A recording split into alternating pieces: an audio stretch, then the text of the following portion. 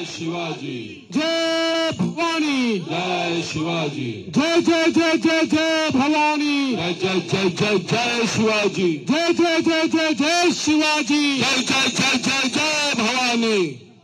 हिंदवी स्वराज्याचे सरसंस्थापक छत्रपती शिवरायांना मानाचा मुजरा करतो।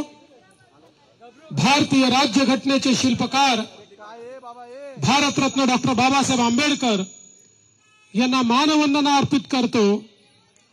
आणि आज या ठिकाणी विजयाचा जल्लोष साजरा करण्याकरता आलेल्या भारतीय जनता पक्षाच्या सर्व कार्यकर्त्यांना या प्रचंड विजयाच्या खूप खूप शुभेच्छा देतो।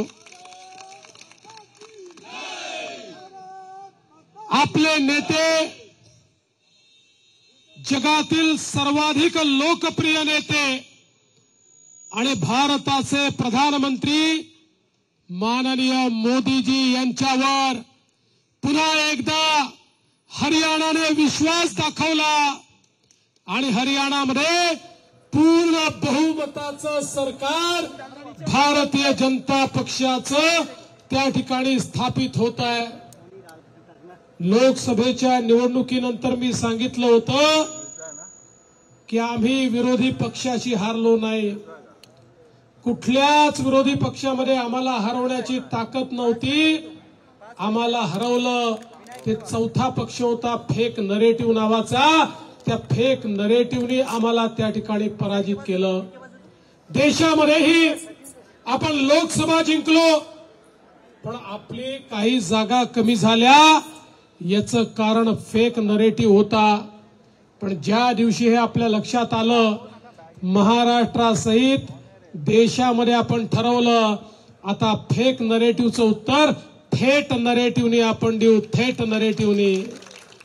आणि पहिली कसोटी हरियाणा आणि जम्मू काश्मीर मध्ये होती। अरे हरियाणामध्ये तर आपल्या महाराष्ट्रातले महाविकास आघाडीचे लोक काल रात्रीपासून स्क्रिप्ट लिहून बसले होते, आम्ही जिंकणार, मग काय बोलणार। सकाळी 9 वाजताचा भोंगा रात्रीच तयारी करून बसला होता। आता काय काय बोलून काय काय नको असं त्याला वाटत होतं। मला त्यांना विचारायचं आता कसं वाटतंय, आता कसं वाटतंय मला त्यांना विचारायचं आहे। कारण जनतेशी बेईमानी करून निवडून आलेले हे लोक आता जनता यांना त्यांची जागा दाखवल्याशिवाय राहणार नाही। जे हरियाणामध्ये घडलं तेच महाराष्ट्रामध्ये येत्या नोव्हेंबर महिन्यामध्ये घडलेलं आपल्याला पाहायला मिळणार आहे।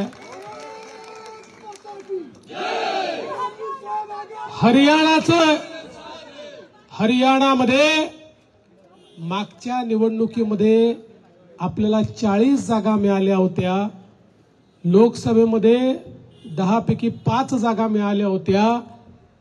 या निवडणुकीमध्ये सगळे रेकॉर्ड आपण तोडले आणि थेट 50 जागा आपल्याला त्या ठिकाणी मिळतात।